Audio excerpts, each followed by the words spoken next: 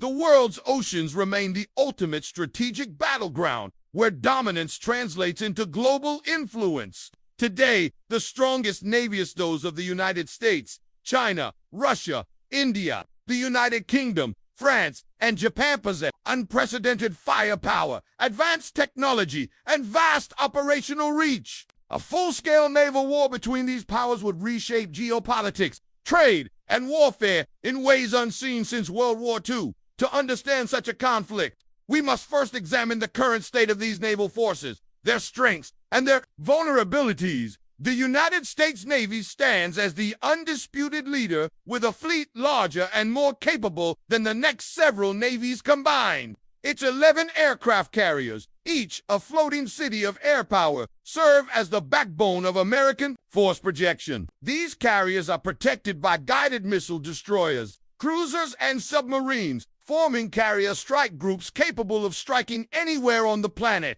The U.S. also maintains a formidable submarine fleet, including nuclear-powered attack submarines, SSNs, and ballistic missile submarines, SSBNs, which serve as a critical deterrent. However, despite its overwhelming strength, the U.S. Navy faces challenges: aging ships, maintenance backlogs, and the growing threat of anti-access area denial A-to-AD systems developed by rivals like China's People's Liberation Army. Navy plan has undergone a staggering transformation, evolving from a coastal defense force into a global blue-water navy, with 3 aircraft carriers and more under construction, dozens of modern destroyers, and a rapidly expanding submarine fleet. China now poses the most significant challenge to U.S. naval supremacy. Its focus on anti-ship ballistic missiles, like the DF-21D carrier killer, is designed to keep American carriers at bay in a potential conflict over Taiwan or the South China Sea.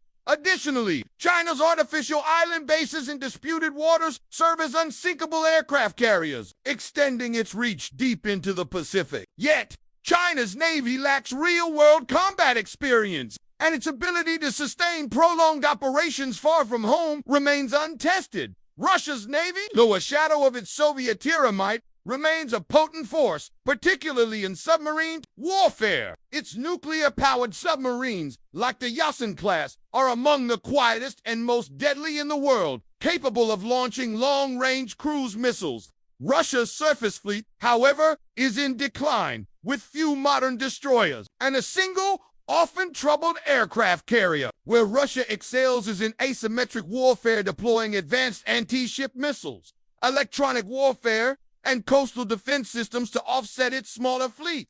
In a global naval war, Russia would likely focus on disrupting NATO supply lines in the Atlantic while supporting Chinese operations in the Pacific. Other major players, such as India, the UK, France, and Japan, bring specialized capabilities to the table. India's growing fleet, including its first domestically built aircraft carrier, positions it as a key Indian Ocean power. The UK and France, though smaller in scale, maintain elite naval forces with nuclear submarines and carrier strike capabilities. Japan's maritime self-defense force is one of the most technologically advanced, with a strong emphasis on anti-submarine warfare, a critical skill in countering Chinese and Russian undersea threats. The balance of power is further complicated by alliances. NATO would likely unite the US, UK, France, and other Western navies against a Sino-Russian bloc, with India and Japan as potential wildcards. The opening stages of such a war would see rapid deployments,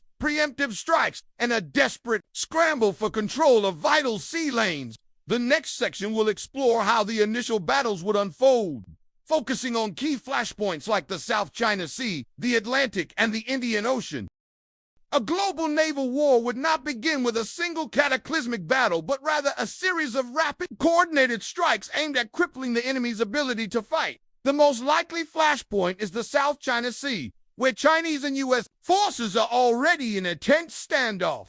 China's strategy would revolve around its A-2AD network, using land-based missiles, aircraft, and submarines to target American carriers before they could get within striking distance of the mainland. The US, in turn, would rely on stealthy submarines, long-range bombers, and electronic warfare to degrade China's defenses. The first hours of conflict could see a barrage of hypersonic missiles, cyber attacks on satellite networks, and submarine ambushes beneath the waves. In the Atlantic, Russia would seek to cut off NATO reinforcements by targeting shipping lanes and underwater communication cables. Russian submarines lurking near the GIUK Gap, Greenland, Iceland, UK, would attempt to sink supply ships and warships heading from the US to Europe. NATO's response would involve hunter-killer submarines, maritime patrol aircraft, and anti-submarine warfare, ASW frigates hunting down these threats. The UK's Royal Navy, though smaller than in past decades, would play a crucial role in keeping the Atlantic open for reinforcements. Meanwhile,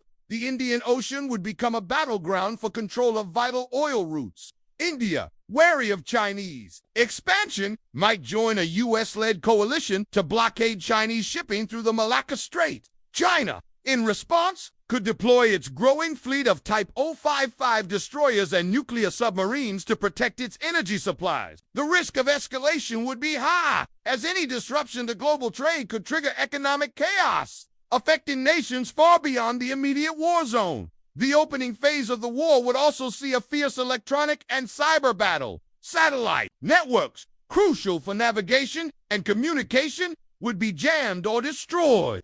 Hackers would target naval logistics systems, attempting to delay repairs and resupply. Both sides would deploy swarms of drones, some for surveillance, others as kamikaze weapons to overwhelm enemy defenses.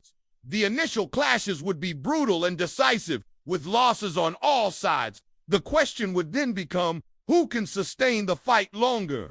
As the initial shock of the first battles fades, the conflict transitions into a grueling war of attrition. Neither the United States nor China can deliver a knockout blow, and both sides dig in for a prolonged struggle. The naval war expands beyond direct ship-to-ship combat, encompassing economic blockades, undersea sabotage, and desperate scrambles for technological supremacy. The ability to replace losses, adapt tactics, and maintain supply lines becomes just as critical as firepower. The U.S. Navy's greatest advantage, its fleet of supercarriers, becomes both its strength and its greatest vulnerability. While carriers provide unmatched power projection, they are also massive targets. China, recognizing this, intensifies its missile strikes, launching waves of DF-21D and DF-26 ballistic missiles alongside hypersonic glide vehicles designed to evade American defenses. The U.S. responds by dispersing its carriers, employing decoys, and relying more heavily on submarines and long-range stealth bombers like the B-21 Raider.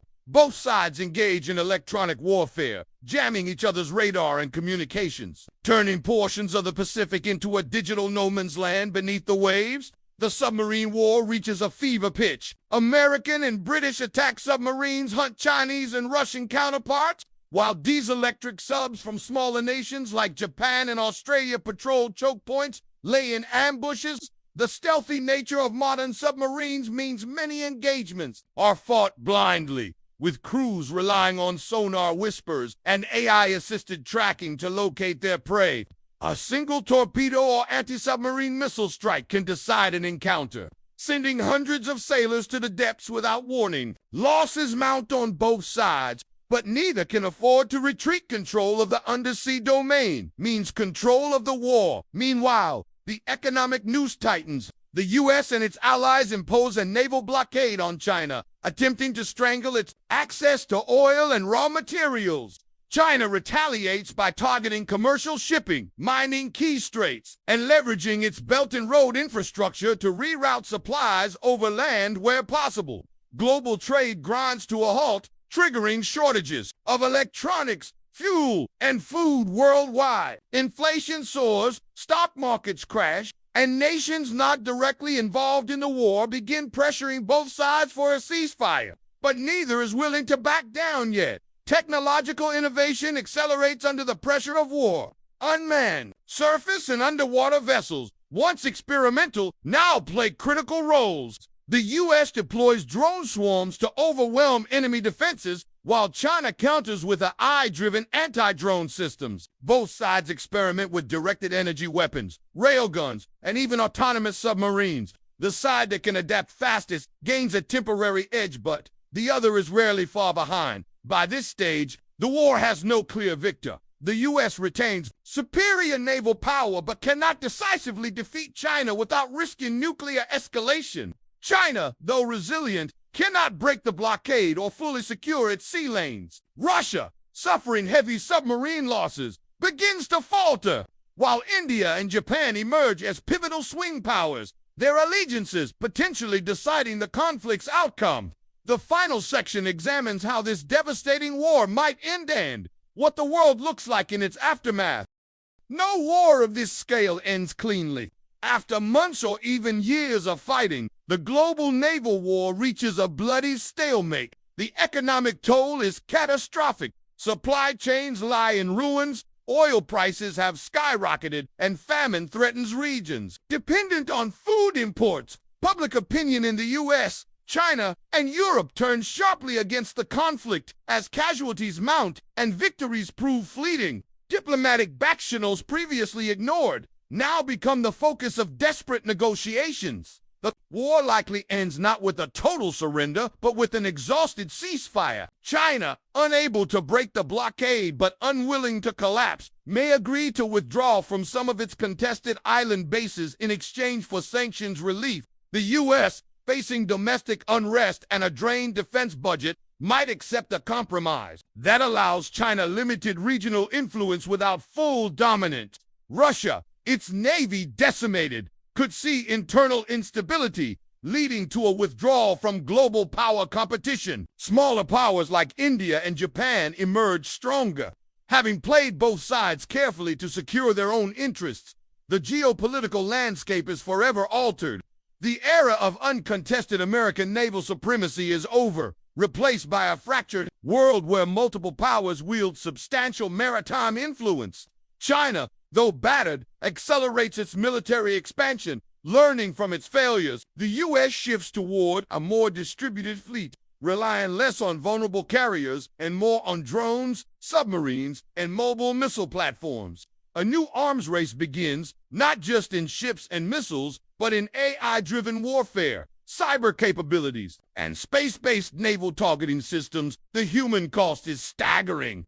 Tens of thousands of sailors have perished, hundreds of ships lie at the bottom of the ocean, and coastal nations suffer from disrupted fisheries and trade. Environmental disaster, spills from sunken tankers, radiation leaks from damaged submarines further compound the suffering. The war also leaves a psychological scar. For the first time since World War II, great powers have clashed directly at sea, proving that such conflicts are not relics of the past. In the decades that follow, the war serves as a grim lesson. Nations invest in stronger alliances, more resilient supply chains, and advanced deterrence to prevent another such catastrophe.